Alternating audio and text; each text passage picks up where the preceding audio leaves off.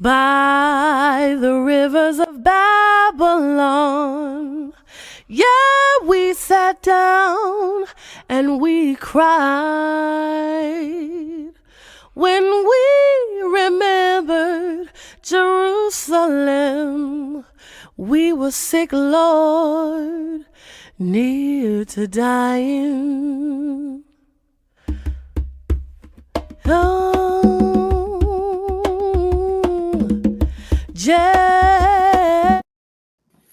by the rivers Shalom, of Babylon. Family. Welcome to another. Yeah, we said.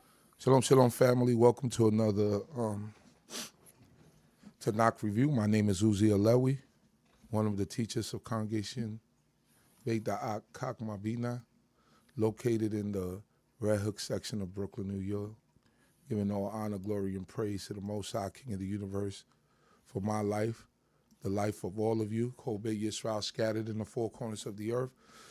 All the listeners who come on this channel and listen to us on a weekly basis, we thank you for your support, and we thank you for your continues tuning in and helping us to achieve, what we have achieved. We thank you, and we pray that the Most High God will continue to keep and be over each and every one of your lives, and continue to protect you and guide you. We also check out our, at the end of this month, our 10th anniversary celebration. For that, you could go all on our YouTube channel and find out more information about it, and come out and support us as we celebrate 10 years of Congregation BINAH, CHOKMAH. So today we will be going over a portion of Canaan, and for that, I will pass it on to one of my teachers and one of my mentors, Nasik Zurishaddai ben Yehudah. How are you, Nasik? Great, Baruch Hashem. First of all, I give praise to the Supreme Intelligence of the universe, God of my forefathers, God of Abraham, God of Isaac, God of Jacob. Due respects to the platform I'm on, the D.C.B. platform, spiritual leader, Chief Prince Yari up in Saska, to the host Chief Uzziah up in Ben Lewi, to the Prince's Chief, Kohanim, Rabbinate, Maureen, brothers and sisters, visitors to the channel. I greet you all in the tongue of my forefathers, Shalom Aleichem, and early Shabbat Shalom. And I'd like to start off, Adonai, Sabbath, Daku for your Giti, that they are. O Lord, I'm to my lips, and mouth to declare their praise. We'll be touching on, I know I went pretty fast to the Devarim, and this is, when we go into what Canaan, it's actually loaded. I mean, really loaded with a lot of, the subject matters that warrant a lot of discussion, on both sides. So when I was getting ready to do this here, I said, well, what could I kind of focus on slightly that I didn't focus on as much in the past. And, it's very difficult, but I'm going to share what I have anyway, as a review and highlight certain points, and hopefully it'll be of interest to you, and you'll be able to not only, dig into it and improve on what I share with you, but also to be able to, share a more intensive dialogue than I'm presenting to you as now, at this point in time, with your, teachers in various congregations, colleagues, family members, etc. So with this being still, like I said, the longest sermon that we have, on record, continuous sermon. And sometimes it seems kind of, it seems slightly like it'd be a little redundancy, and it's going over historical data. And we also pick up on one of the things where you say the most is what they refer to in rabbinic literature is Kriyat Shema, the recitation or calling of Shema. And Kriyat is, that word is very similar to Quran, right? Recitations. But But nevertheless, that's something to consider as we go forward. But with Econon, it starts from in the Masoretic text from the 3rd chapter of Devarim, and picking it up, at the 23rd verse, and it ends at the 7th chapter and 11th verse. So, and it's loaded. Like I said, the 4th chapter alone is loaded with so much information. So I'm gonna be perusing there, and then you have I'm gonna just give you a highlight so you could pick points later on. In the beginning, we're going to talk about the appointment of Joshua to lead the Israelites, exaltation to obedience. Moses warns of the danger of adultery. Moses speaks of the power and righteousness of God. Moses appoints 3 cities of refuge, which we discussed earlier. The Israelites possessed the land on the east of Jordan, discussed earlier, and I won't be going over those. The covenant in Horeb. I'll be talking a little bit in reference to that. And the commandments, which we did in Exodus, I'll be picking up one particular commandment to discuss. And then when Moses received, the law from God, the tablets, I'll be speaking a little bit on that. Then I'm most likely going to, get in the exaltation of obedience, and then the exaltation to love God, the 4th and the 6th chapter. 6th chapter, 4th verse. I'm going to focus on the Shama part, and I'll probably end it somewhere along there. But then it goes on to warning against the dangers of prosperity, the rewards of obedience. Children should be taught to obey, and then communion with sinful nations is forbidden. And that, with those things, let's say 1, 2, 3, 4, 5, 6, 7, 8, 9, 10, 11, 12, 13, 14, 15. You have 15 different areas, and within this portion of Econon. And a similar interesting number, you have the actual 15 minor staircase, as I mentioned, that goes in the Temple of Solomon. But also, when we think the number 15, we're gonna notice that this number gonna come up in a unique way here. So it starts off with, in the 23rd verse of the 3rd chapter, I besought the Lord at that time, saying, O Lord God, thou hast begun to show thy servants thy greatness and thy strong hand. For what God is there in heaven or on earth that can do according to thy works and according to thy mighty acts? Now, I want to stop there for a minute. This is Moses, and it's addressed to the Creator. All right. Now, he already had, conquered the land. He already had put Joshua in charge to go and lead the people into the land, cause them to inherit the place. So you get an actual say, well, when did he decide to bring this prayer up now? And it tells you, that he see that I got success with the battles of Sihon, but I also got success in battles to fight a Midian. And I was supposed to revenge God of Midianite. And I also got a successor for the nation of Israel to replace me as a leader. So I'm excited about all this.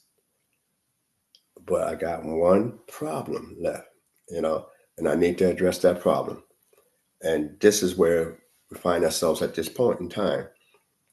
And Moses, and he's not implying that there is any other God, but in stating to the true and living God, that nobody can even say that God did anything as great as our God had done for us. The God of Abraham, Isaac, and Jacob. And then 25th verse, let me go over, I pray thee, and see the good land that's beyond the Jordan, that goodly hill country in Lebanon, All right, before I go to the 26th verse. All right. Well, Ekanon is, the word is grace in there, chain, chait nun, that particular word there. But the whole spelling of the word Ekanon, the gematria is 515. Some say Moses pleaded with God for 515 times before God finally gave him a definitive answer.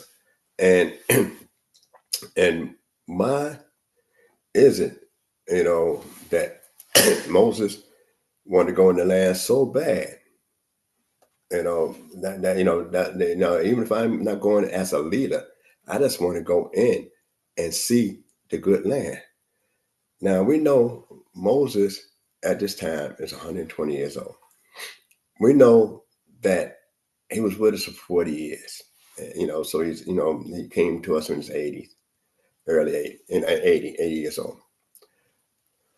What was he doing? Did he spend 80 years, just 40 in Egypt, 40 in Midian, and didn't see anything else but certain locales? Well, some people live in certain cities and towns, and depends on where they live at. Some people that live in certain cities never ever went to the capital of their state. And it could be a pretty successful individual. They might go around the capital, might go over here, below the capital, but they never actually ever go into the capital. I know so many people that live in New York, me, myself, for instance, the only reason I ever went to the Albany is because, I had certain meetings to go to in Albany. Other than that, the capital of New York State would never been on my agenda to go to Albany. But it was people and friends that lived in Albany, and also I had certain, other meetings to attend in Albany. But Albany would never be a spot that I would go to. And then some people that, in the other states, it's the same thing. Some people never go to the capital of their state at all. So now the glory of all lands, the land of your ancestors, some people that say, well, my family's from this particular area of the South, and they could be 50 years old and never went to the family where their family was originally from, that they know of. So that's that go to show you that when Moses talk about this, he asking about a spot that he never ever set foot on. Can you imagine that? The great man Moses, raised up as a crown prince in the land of Egypt, never ever, and Egypt was an empire, and never ever set foot into the land. So as a leader, and it had free movement to go. So these are some of the things to consider as we go forward. So I'm going to pick it up at 26th verse. But the Lord was wroth with me for your sakes, and hearken not unto me. And the Lord said unto me, let it suffice thee, speak no more unto me of this matter. All right, before I go to the 27th verse, I want to bring out a point. Why would a leader blame the people for his mistake? And use the word deduction. And let me just make sure I get the right word. Deduction, the words matters. All right, so let me see here. All right, yes.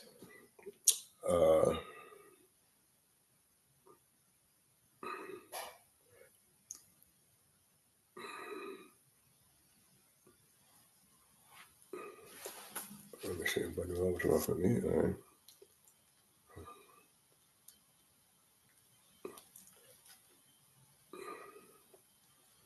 Yeah, basically angry. He used the word later on in a portion. All right.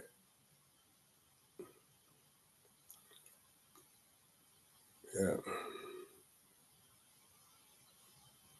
Yeah.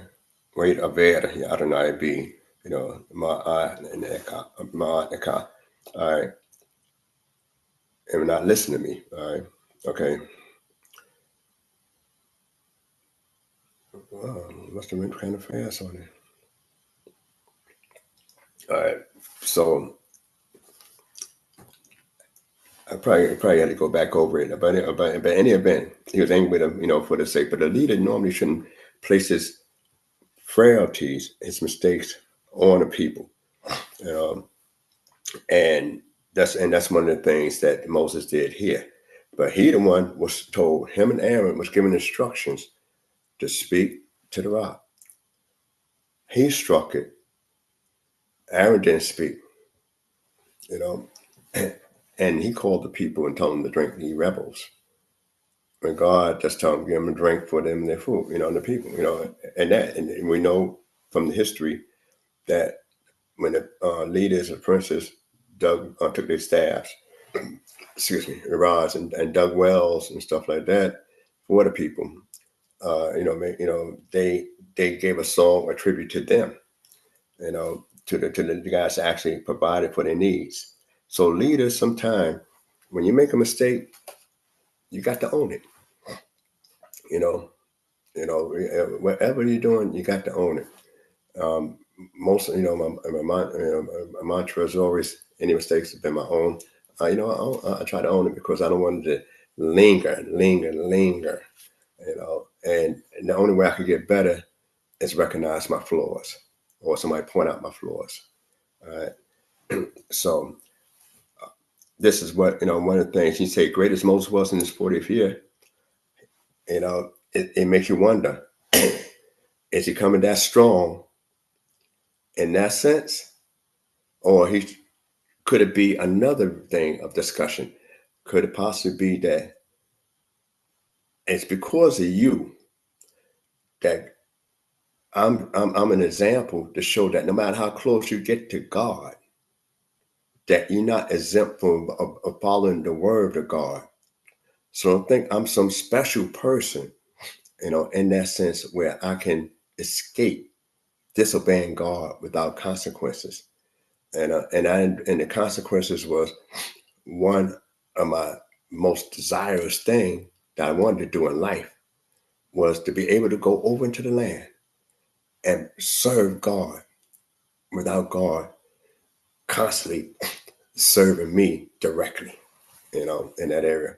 So you could look at that from a different perspective in discussing with that particular point, for your sake, angry with me because of you, because now my pronouncement of judgment is to teach you, Israel, a lesson.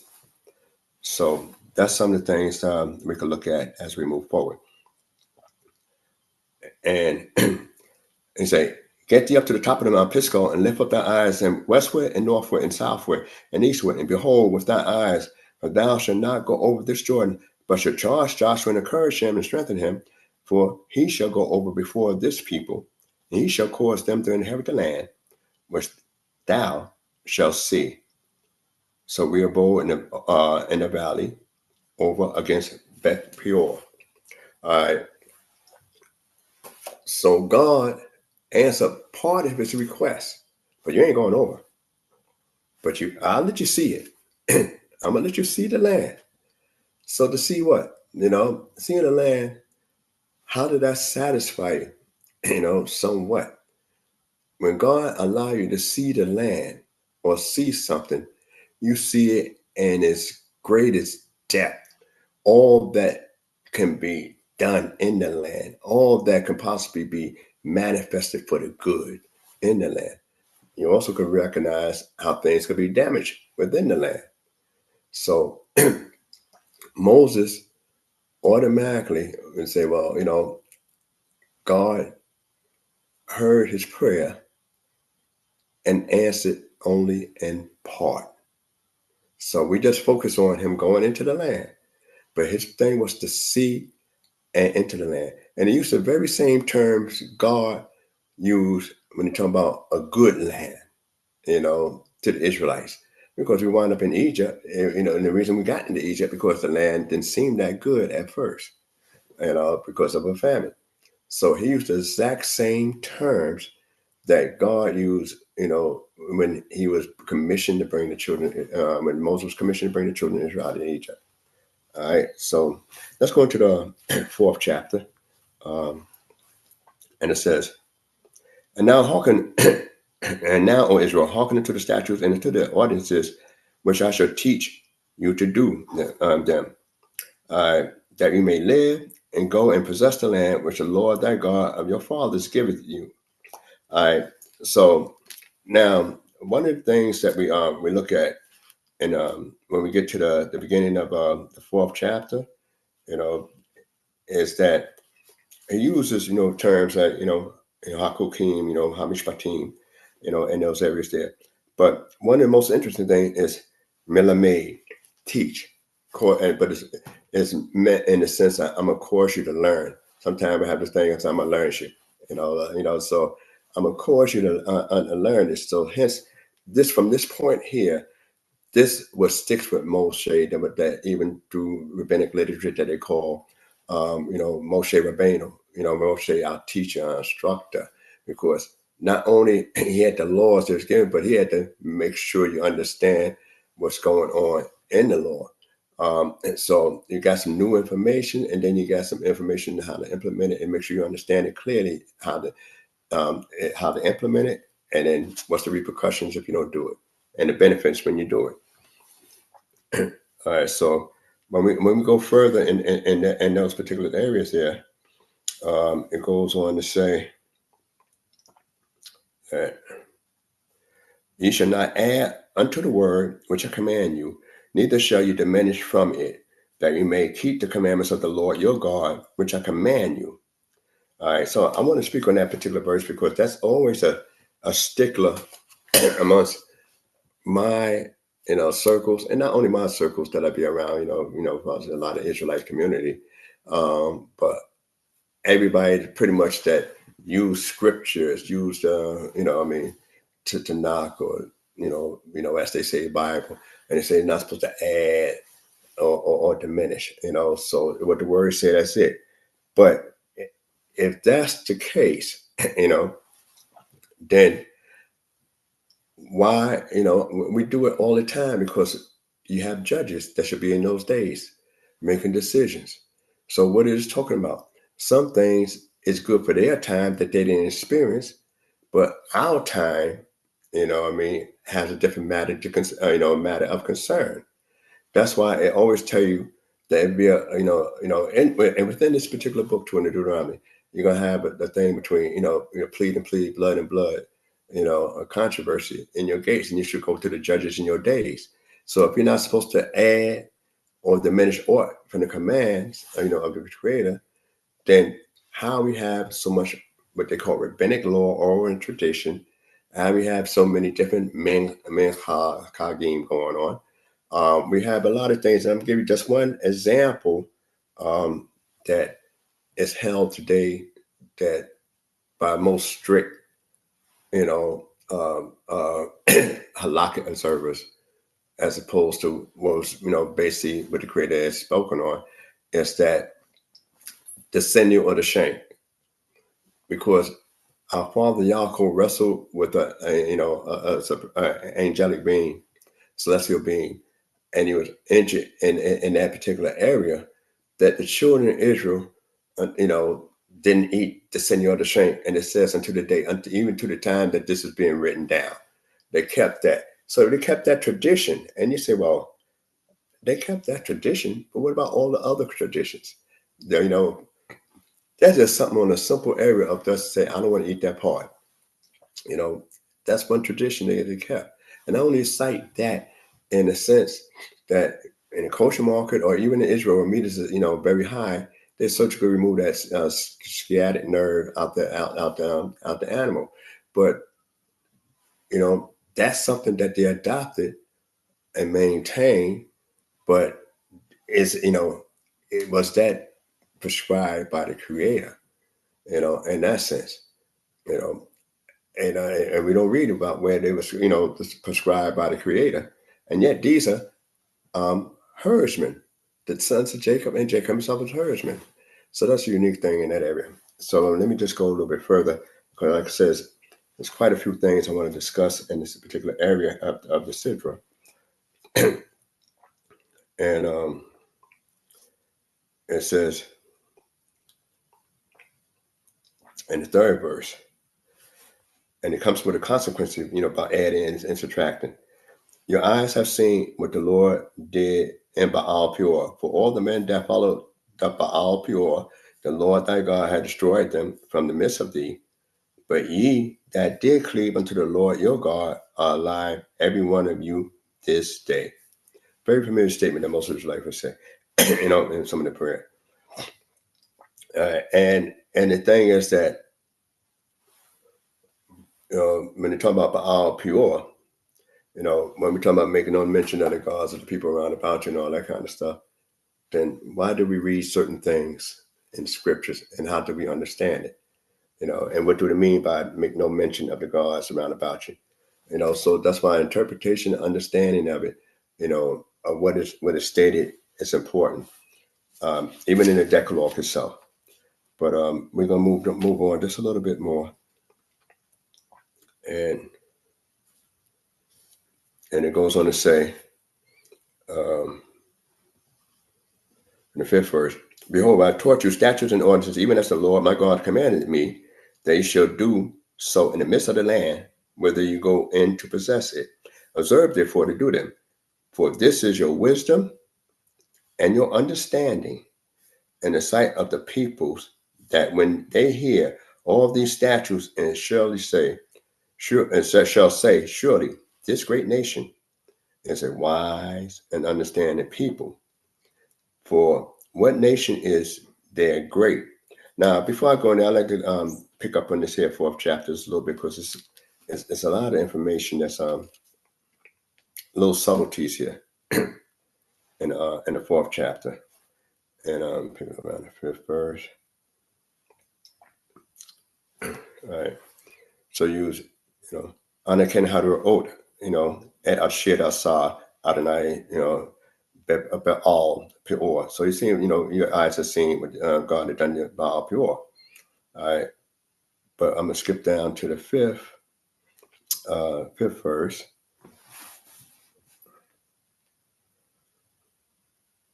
Sixth verse, excuse me. Sixth verse.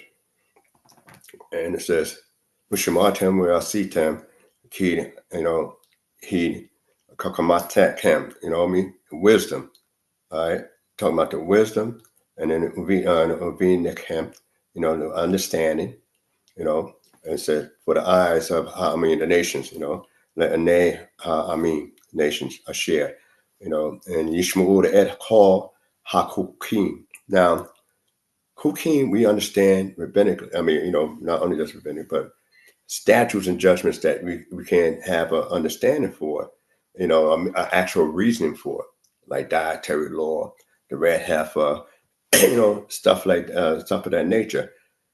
But the other people going to look at that, and they going to have some kind of understanding of something that is different, and then the words could be interchangeable, just interchangeable, and it's just statutes, just in statutes. All right. So it's usually a certain standard, but basically when we define a cult, it's a law that, why it works this way. It doesn't make rational sense in that area. All right. But what is interesting, and they talk about your understanding, and and the side of all the people around about, and says, surely this great nation, all right, is a wise and understanding, nation. But the word it uses Hagoyi. Hagoyi. Now, normally you hear people say that's a goyim, and today tend to use it as heathen. Say this a heathen, that's an outsider or something like that there. But goyim just means a people, and later on it took on a meaning that anybody, when we're talking about in relationship to a God that's, that is a living, living God, the true and living God, and they worship some other kind of deity then it means they are going. And even further, they say anybody that's non-Israelite by seed and blood, that's considered a going. That means that knocks out even, Ishmael, and all any other Abraham's descendants, so to speak, or Isaac descendants, so to speak. All right. Other than those that went through Jacob straight on through. All right. So now, but the people called a nation. Now, the first time the word is used was about a Pharaoh of the Exodus for the children of Israel. Which means a nation more so than people. All right. But going is, a going is, picks on a new interpretation here, and but they still say you're great as a going. So is that good or is it bad? There's a lot of discussion here because they seem to understand a little bit deeper than we understand some things. We got to remember that we wasn't chosen because we was the greatest, but we was the least of the people. So other civilizations that existed, before us and was thriving before us, they had a serious mindset. They was intelligent people. And only intelligence recognizes intelligence. So this is some of the thing here. And they tend to understand more about what we don't know. Now, I'm going to give you one example, just to segue just a little bit off. Onkelos, who was, I think, the nephew of a Roman emperor or something, during the time. He wrote what they call this, the Targum, Onkelos Targum, and I forgot his actual Roman name, but he converted to this way of life. But when he wrote the Targum, he wrote it in Aramaic because that was the language of the day. But he made clearer in the Aramaic language of that time words that had difficulties of understanding and meaning than the previous rabbis that wrote that. So when you get the first after the Hebrew translation by the 70 elders, basically 72 elders in Alexandria, century or so before, you had Onkelos who translated, because Aramaic was speaking freely and regularly every day. That's when he made certain words clear in the Tanakh, and that's why sometimes you see in the commentaries, check the Targum, which is Onkelos.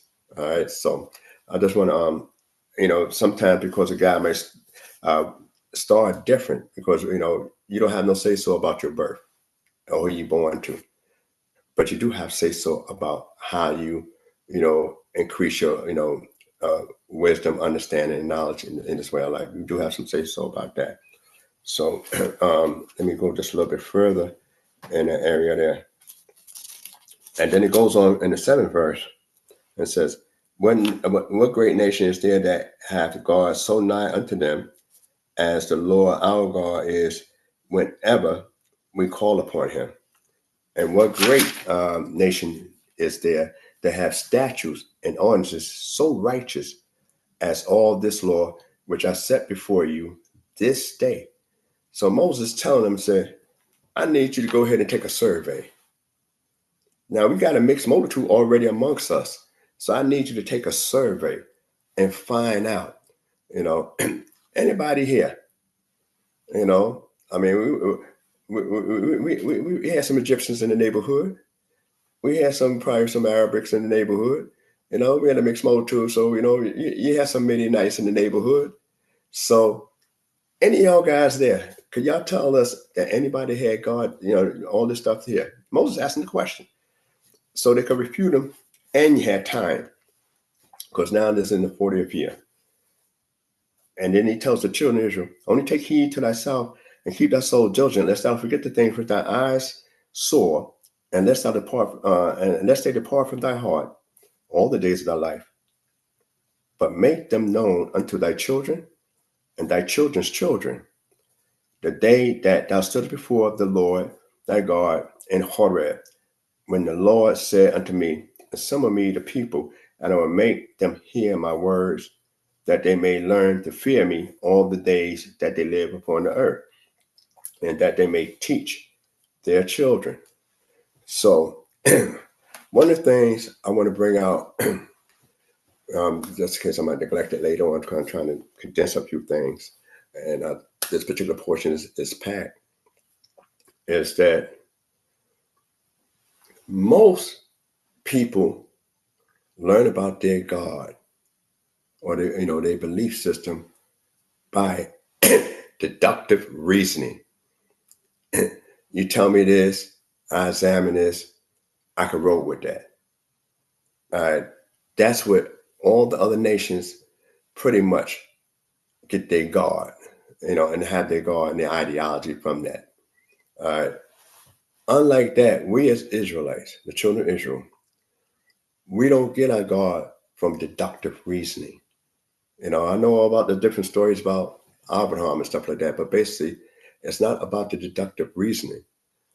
Our God, we accept from an experience.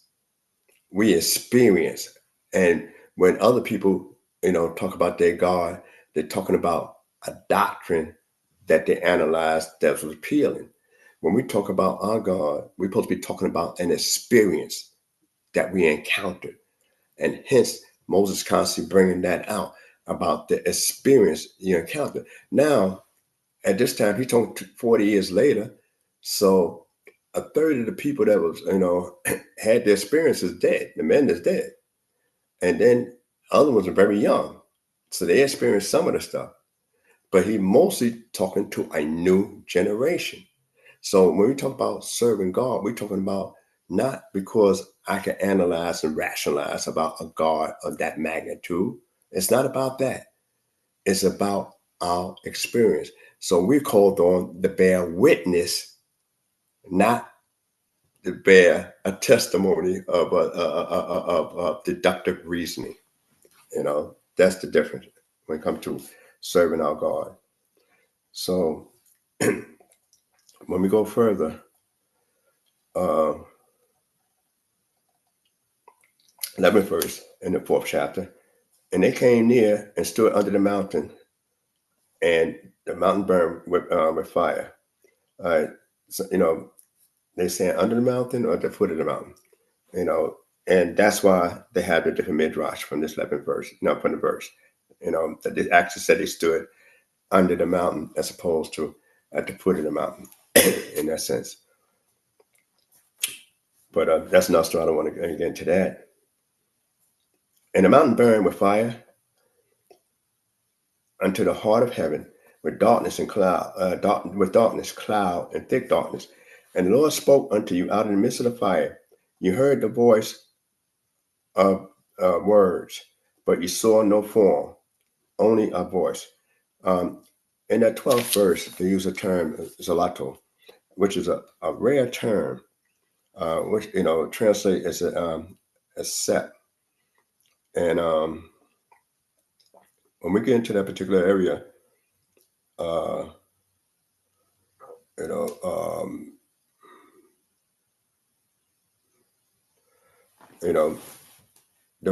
wording,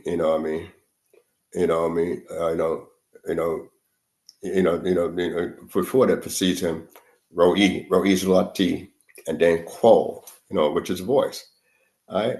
Now, what it's saying, and this is the only time this phrase is ever used, pretty much in a book that I know of offhand. But you could do your research yourself. And what it is saying that you didn't see anything, as far as a deity, a shape or form, or an image, a temuna, an image. All right. But you're supposed to see something when that phrase is used like that. So it's implying that you didn't see anything, for as an image or shape of some kind of deity, but yet you were shown something that you're supposed to have seen. So and so this is, seems like one of them philosophical questions, so to speak. But this is, the way this was wording here. And it's one of the unique points in scriptures when they talk about, wording a certain words, because you never see it's this phrase used, that I know of, pretty much again in that frame, in that light. So, and which means it sometimes says accept a voice. So the word Zolat, Zolat, it's like saying, except for this, so did you see a voice? And if you see a voice, now we read where they saw thunder, and it's a kolot, you know what I mean? So, and that's what was mentioned in the book of Exodus. So what Moses are, teaching and implying now, being he trying to break down a little bit more in this area there. But one of the things he's going to focus on, and then he said, and he declared unto you his covenant, which he commanded you to perform, even the 10 words. Here in this particular portion, it's used the word Asera HaDevarim, but normally, most people refer to Asera HaDevarot, but in this particular portion, Asera HaDevarim is the word that's used for the 10 matters, or, what people commonly call the 10 commandments. But like I said last time, it's 10 matters that's being discussed here, as opposed to that. So now, as we go further in the 14th verse, all right, it says, and the Lord commanded me at that time to teach you statutes and ordinances that you might do them in the land whether you go over to possess it, to take ye therefore good heed to yourselves. For ye saw no manner of form on the day that the Lord spoke to you in Horeb out of the midst of fire, lest ye deal corruptly and make you a graven image, even the form of a figure of any figure, the likeness of male or female, the likeness of any beast. They use 5 different things,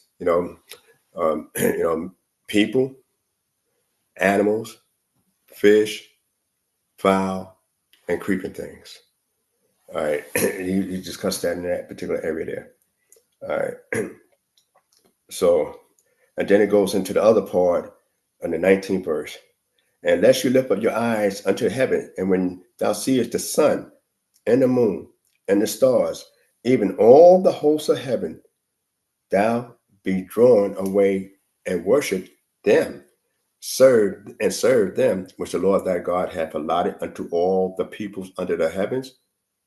But you hath the Lord taken and brought forth out of the iron furnace, out of Egypt, to be unto him a people of inheritance, as ye are this day. All right. All right. So now, if there is not any other God, and he allowed the other nations to look up. So, and we talk about, a statue now, and say, okay, I'm not gonna make a statue. That sun is up there. I didn't make that. So it got to be powerful, more powerful than me, because I didn't make that sun. I didn't make that moon. I didn't make that constellation of stars right there, that cluster. And, I didn't make that. So I'm going to worship that. And I need that, because from the very beginning of Genesis, of time, when we talk about the sun, well, they call about 2 great lights. Let me just be accurate, which we translate as the sun and the moon later. But 2 great lights, the only ones mentioned is the stars, Kokabim. The 2 great lights, one to rule the day, one to govern the day, one to govern the night, and the stars also. And they should be for, signs, seasons, for days, and for years. All right. So now science is also telling you about seasons that's what's coming forward, how the weather might be, and also how to plot my journey on this here terrestrial world, how to move about, how to navigate. And hence, if people decide to worship something that they didn't make, then that's a stepping stone to the one that made it, because they know those things don't exist in their eyesight all the time. They visible, and then sometimes they become invisible. So and sometimes one dominates the other, and sometimes both of them, come out at the same time. So why, if they're not gods and other people look at them as God, why didn't God destroy them? Because they had a necessity or the world. That's why we only told to destroy idols. We never told to blot out the sun, blot out the moon, get rid of the stars, because then how are we going to exist? So, and yet it's possible to have certain life exist without that. When we look at the Genesis story in the first chapter of Genesis, when you had vegetation on the third day before you got to what they call the two great lights. All right. But that's, another story that I want to digress that fall off the subject matter. So when we go forward, I'm going to skip because I'm looking at this time and I want to spend a little time in this here and not be too long. But any questions, I will come back over it. But one of the things that's focused on here is that most nations, when we talk about speaks of the, we'll get to the later in this book, this chapter could got about 43 verses in this chapter, but it says, I'll skip down to the 25th verse. When you beget children and children's children, and shall have been long in the land, and shall deal corruptly, and make a graven image, even the form of anything, and shall do that which is evil in the sight of the Lord thy God, to provoke him, I call heaven and earth to witness against you this day, that ye shall surely utterly perish off the land whereunto ye shall go over the Jordan to possess it. Ye shall not prolong your days upon it, but shall utterly be destroyed. All right. And the Lord shall scatter you among the peoples, and shall be left few in number among the nations, where the Lord shall lead you away. All right. So now, but then, actually, we know he's going to save a remnant and bring us back. But one of the things I want to bring out is here that Moses talks about we're not supposed to worship anything in the host of heavens, the sun and the moon and stuff like that. But yet he said all of heaven and earth witness against us. So now, why he called heaven and earth to witness against us? We're a product of both worlds anyway. But one of the things, which I explained in different talks, but one of the things is that we got to realize that it's no place on earth, under the heavens, that we could hide.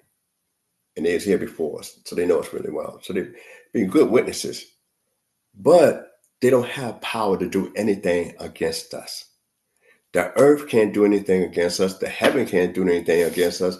It's only God that does something, because they all, God is the one that says thus and thus, and it happens.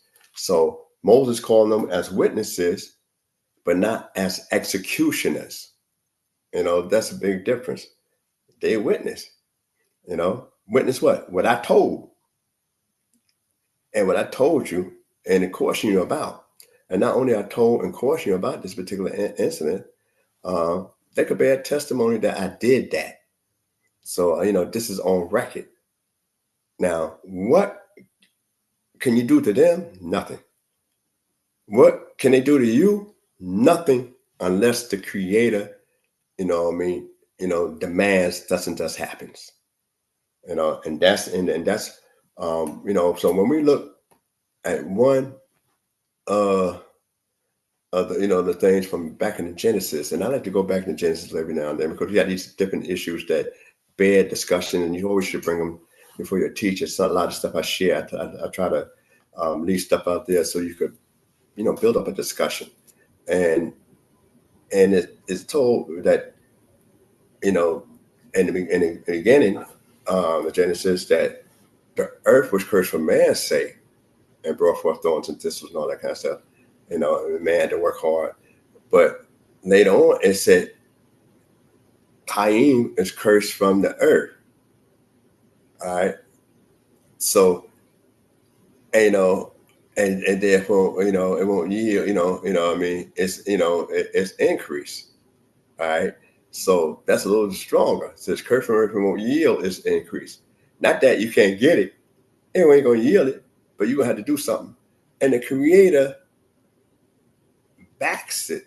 He supports because of what Cain what you'll refer to, what he did to his brother Abel, as they refer to in most books. But the earth itself couldn't do nothing to him. And Moses and his big controversy with 40 years ago with Korah, Dathan, and Abiram, said, let the earth open up. It be a new thing if God didn't send me. But God allowed the earth to open up his mouth and close it back down. And only take the ones that need to be taken. So it's still the Creator that does it. Even though he called a witness can't prosecute you. A witness, execute judgments. Let me correct that. A witness can't execute judgment on you. All right. A witness can't even judge you. A witness just bring a testimony concerning you. So we got to always remember that when we talk about that as well. And hence, when we get to the 32nd chapter of Devarim, when we talk about Hazienu, we find that Moses called heaven and earth as a witness in that song, but the song lyrics was not created by Moses. It was created by the Creator, and also him and Joshua both learned the song and were supposed to teach that particular song to the children of Israel. All right, as a reminder, and this before you go into the land. All right, I'm gonna skip over here and go into the Decalogue just a little bit, and it says, normally, then I want to bring out a point. It's on Minha. Now, some people we read the Decalogue twice, and there's some differences and variations in this particular Decalogue here, or the what you call the I'll just say 10 Commandments just for general audience. There's some wording difference here, and the word order might be slightly different here, in order because the Shabbat comes before in Exodus, before honoring your parents, and in here your parents come before the Shabbat. So it's a little differences in between what we read in Exodus as opposed to what we read here. And Exodus talk about Zakor et Yom HaShabbat. Here Shemor, So when we talk about Zakor, is to remember. Ain't saying to do anything. In that sense, Zakor is remembering. And then later on talk about remember the Shabbat, and then later on it says to keep it holy. But here it says observe the Shabbat. So which one is it? Is it remembering the Shabbat or observing the Shabbat? And that would lead me to the 10 Commandments. So because remembering, it's just a thought. It's something that's non-physical. Observing, guarding, is a participation. So you got to bear the Shabbat in mind and thought, and also a particular participation. You got to participate within it. So when people just think it's Shabbat, I'm just going to sleep and rest, then that's not what the Creator is talking about. Because you got to participate. And that's what so many people fail to realize these days in time, that I'm just going to lay in my bed. I'm going to chill. That's not what we're talking about in that area there.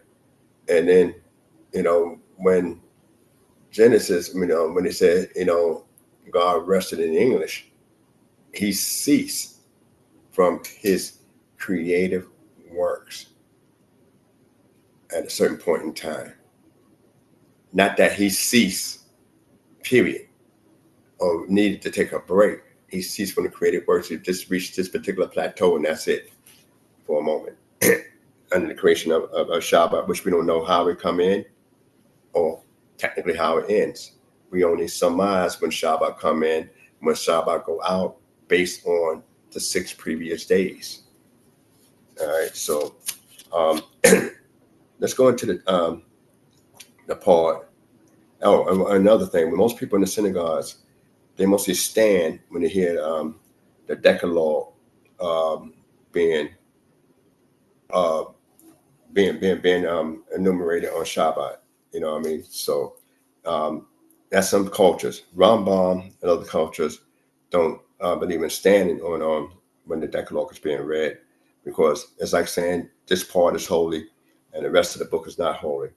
I'm not telling you what to do in your various, whatever your minhag is and stuff like that. I'm just sharing information, and you can always come back at me in the chat, about certain things. So that's what you could do.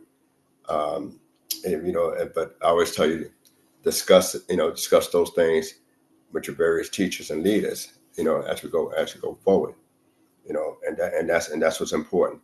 That are you discussing it with your various leaders and teachers. All right. So let me just skip over here to this 5th chapter.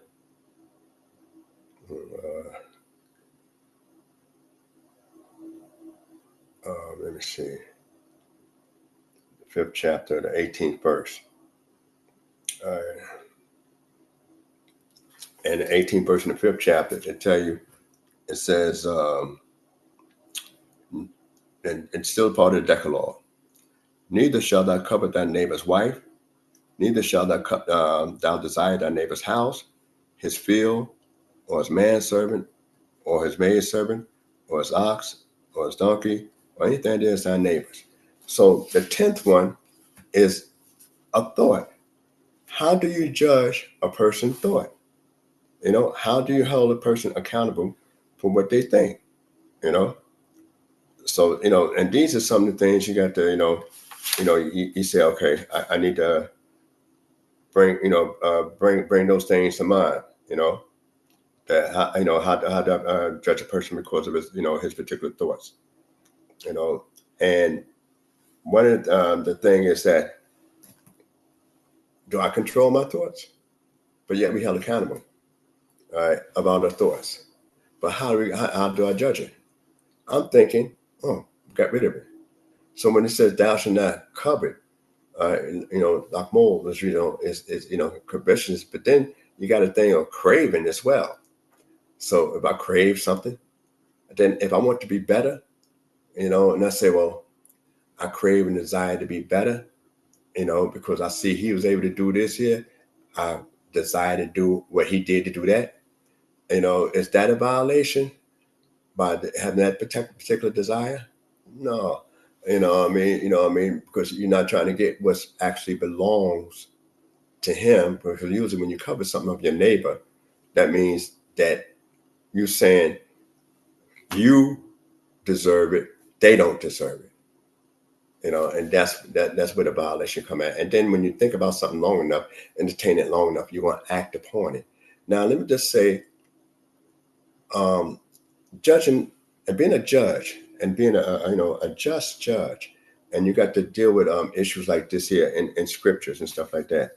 One of the things that we got to realize is that you got people in say like in this country here, conspiracy, rested on conspiracy, and rested on conspiracy. Oh yeah,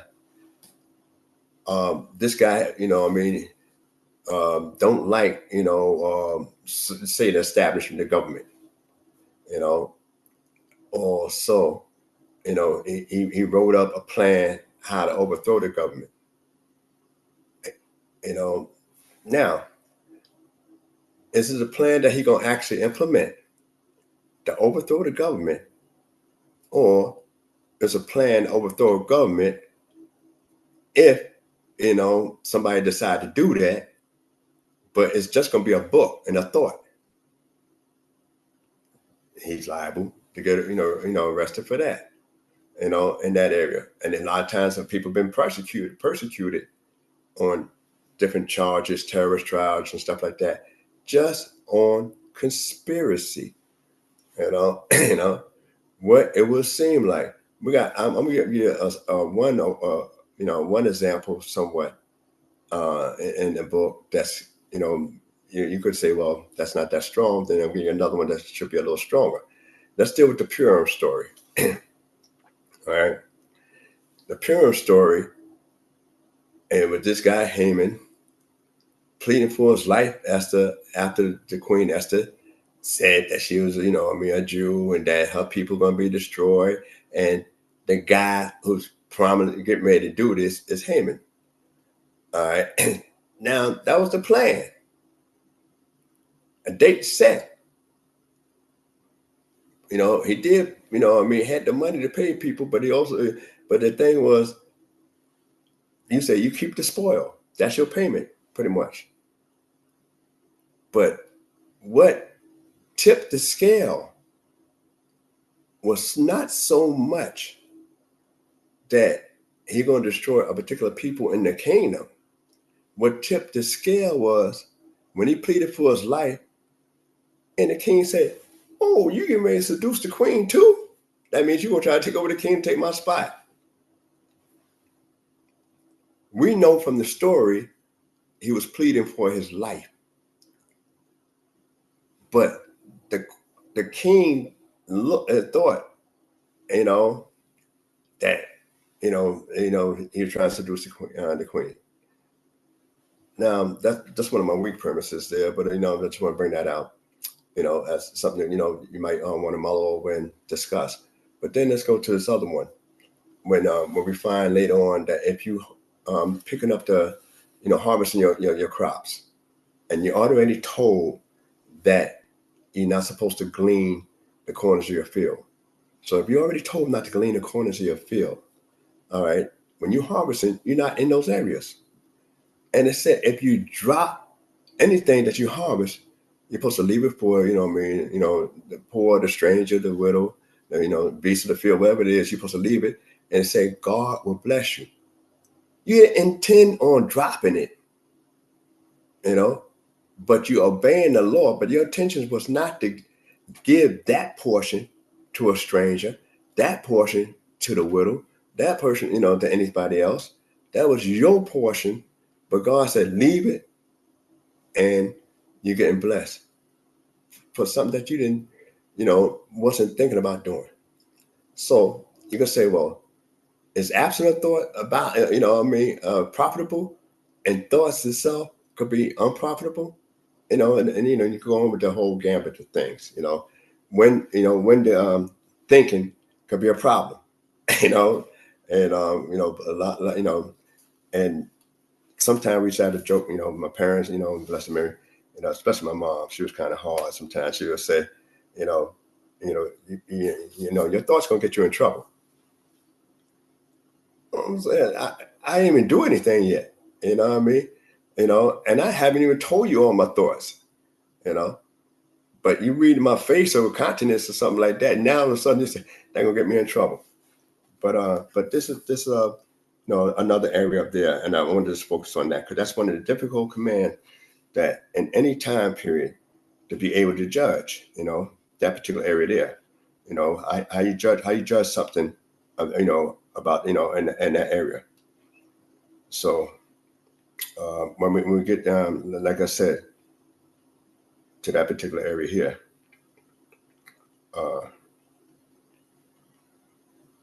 we're gonna go into actually the Shama. That's what I'm gonna finish up because I'm looking at my time. All right, I'm gonna skip way over to the 6th chapter. All right, but about I beseech everybody to go over this particular sidra because there's so much in this particular sidra, in this area here. All right, and it goes on to say that in the 6th chapter, I'm gonna skip down to the 4th verse. All right, and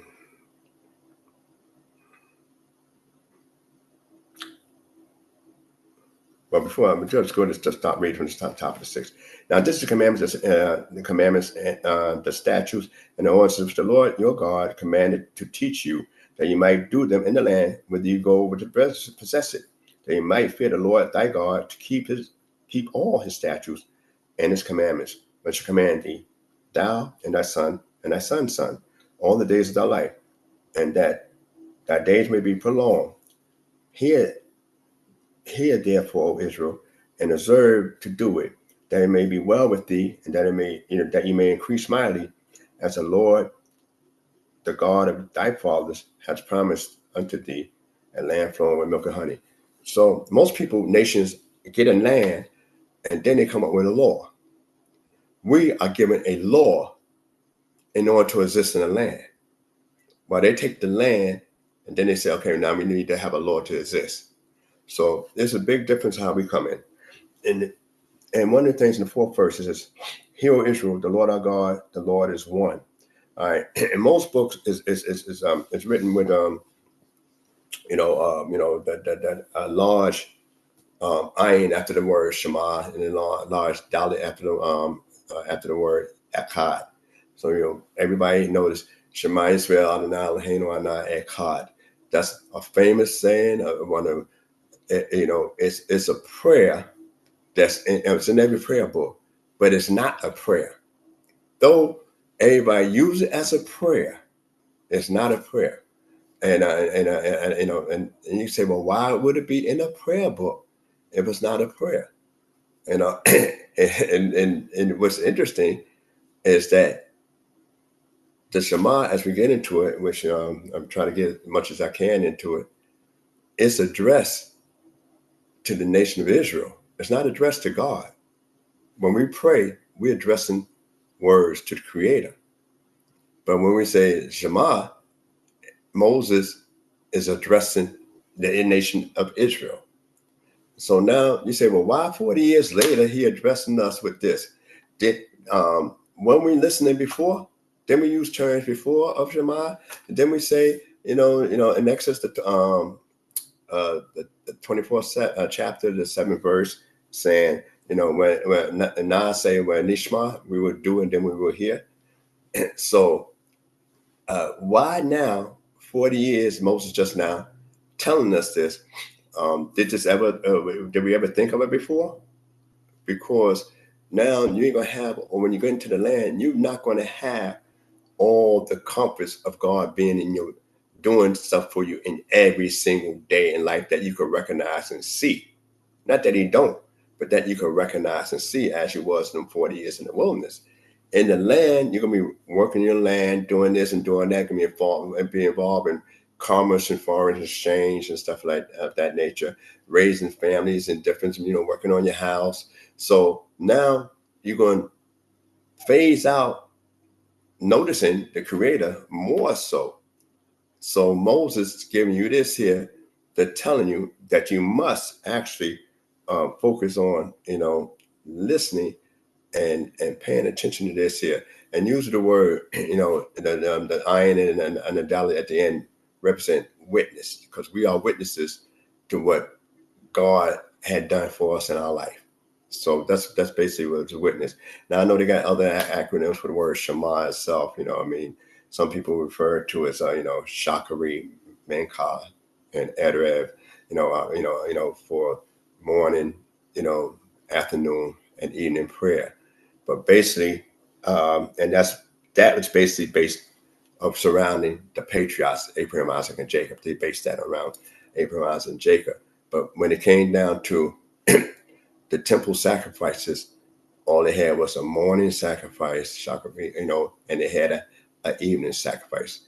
That's all, but they'll start the evening early towards the afternoon, basically, and it would burn into the evening. So to start, evening sacrifice would start, well, still a lot of light. You can do what you need to do and get it going, and then it would burn into the evening.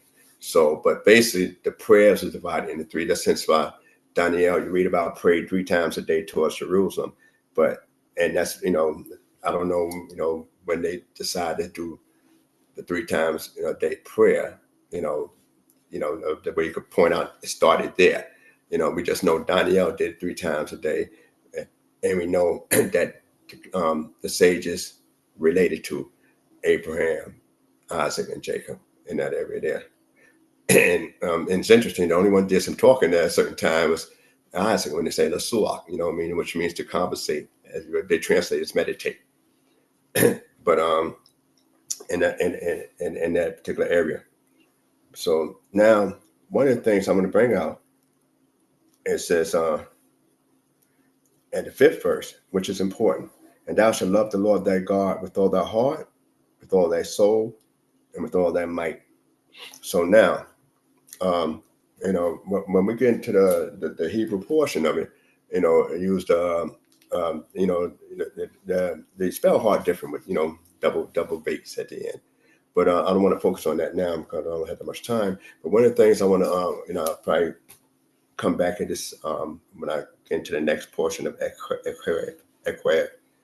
in the next Sidra. But one of the things is that when we think about the Shema, here, what makes Deuteronomy so different is that not only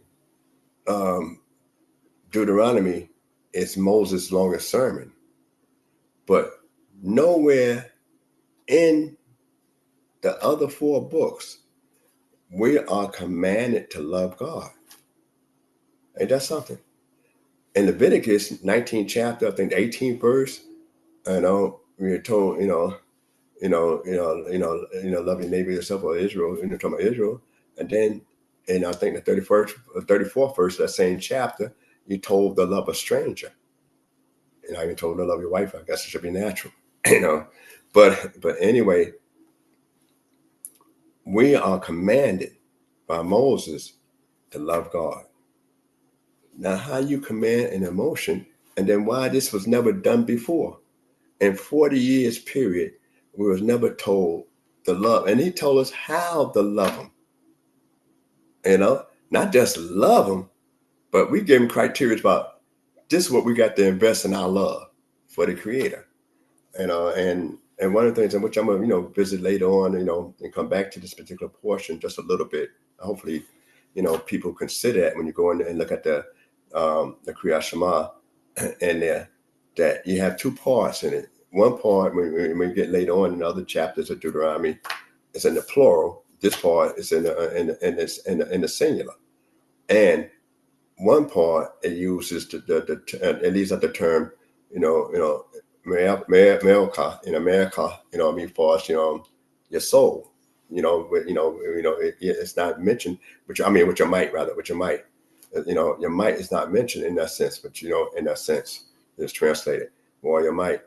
So why is it that the second part is in plural, as we get into it, which will be in the next portion of the Sidra of Equer, and this part here is in the singular, and then they leave out, that particular part, which your might, that's mentioned here, and that means with everything that exists, so that should be discussed. That's why I'm just going to highlight this point, and you can look ahead into the next part, make the comparisons that is put into the prayer book. We're commanded to have an emotional love for God, not just to follow him, not just to, you go along, with a will and a won't, so to speak, as some people would speak on. But that emotion is there. It was interesting that only in this book, 40 years later, we're commanded to do that. God never commanded us to love him. And yet Moses said that. And to be revisited, I hope you got something out of what I said. And I know I've jumped a little bit around a bit, and I'll be coming back to this here. But remember, when you pray, you actually talking to the Creator. When you study the Word, then the Creator begin to talk with you. If you're paying attention when you study the Word. All right. So the thing is that I hope everybody have a good week, because this Shabbat that just passed on this particular time is what you call Shabbat, Nakum, which is Shabbat of comfort. And that's because of the first words, 2 words that come with in the book of Isaiah, the Torah, comfort my people. And, and the thing is that because we had 3 weeks of, rough talk, and now we starting to make that transition headed on to, Yom Teruah, or some people refer to as Rosh Hashanah. So those things is that, we need to be built up. We need to have a different mindset. We must focus on development so that we can be utilized more by the Creator. So once again, I would say early. Shalom Aleichem, the early Shabbat Shalom. And any mistakes been my own. Shalom, shalom, family. Thank you, Nasik Zurishaddai. And I pray that the Most High God, creator of heaven and earth, will bless each and every one of you with a good Shabbat night's sleep. Yah willing, we'll be seeing each other next week. Shalom, shalom. Hallelujah. Let's get knowledge, wisdom, understanding. We'll do our standing. All praises to the Most High, His laws and commandments. The hot CHOKMAH BINAH here to push it through your speakers. Judgment, truth, and love should be coming from the leaders. Yeah, knowledge, wisdom, understanding. We'll do our standing. All praises to the Most High, His laws and commandments. The hot CHOKMAH BINAH here to push it through your speakers. Judgment, truth, and love should be coming from the